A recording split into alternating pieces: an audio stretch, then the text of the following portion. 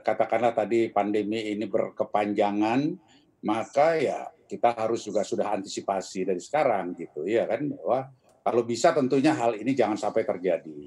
Karena memang kan, produksi kalau bisa jangan sampai di-stop tetapi dikurangi, ya kan, supaya karyawan-karyawan juga tetap bisa dipekerjakan, ya kan, dan seterusnya. Dari itulah yang saya katakan tadi bahwa kami sangat tergantung kepada, kondisi, situasi, dan lain-lain, di mana yang kayak saya katakan tadi, pertumbuhan ekonomi kita yang memang kita sudah membaca dan melihat, mendengar dari pemerintah bahwa 5,1% itu kemungkinan besar tidak bisa terjadi di tahun 2020, Baik.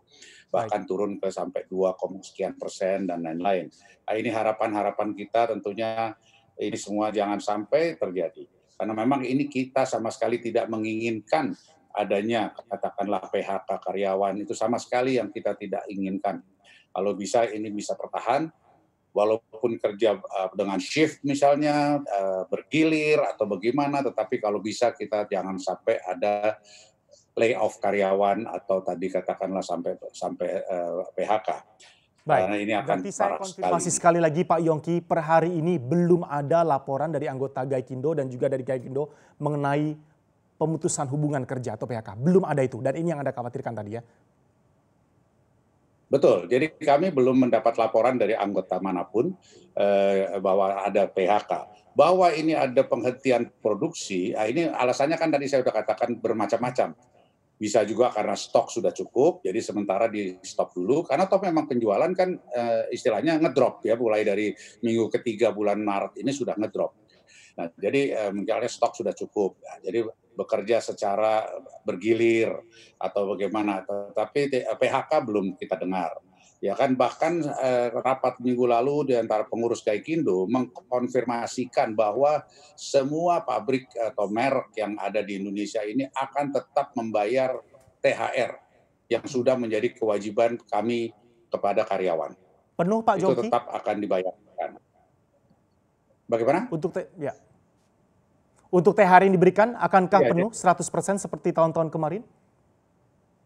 ya betul, jadi itu kemarin kami sudah rapat dengan anggota pengurus Gaikindo dan mendapat konfirmasi dari merek-merek yang besar tentunya, dan mengatakan bahwa kami tidak ada katakanlah pemotongan THR atau apa, tetapi THR tetap akan dibayarkan Baik, paling secara tidak ini penuh. bisa menjadi kabar gembira Seperti bagi para karyawan. Nah, di tengah penghentian sementara produksi dan penutupan operasi, efisiensi macam apa lagi sebenarnya yang masih bisa dimaksimalkan? Karena sepertinya ini amunisi utama yang bisa kita lakukan, menghentikan dan menyetop sementara produksi dan operasi. Tetapi sebenarnya efisiensi seperti apa lagi sih Pak di tengah kondisi yang sangat-sangat memprihatinkan seperti saat ini bagi industri auto yang akan terus dimaksimalkan?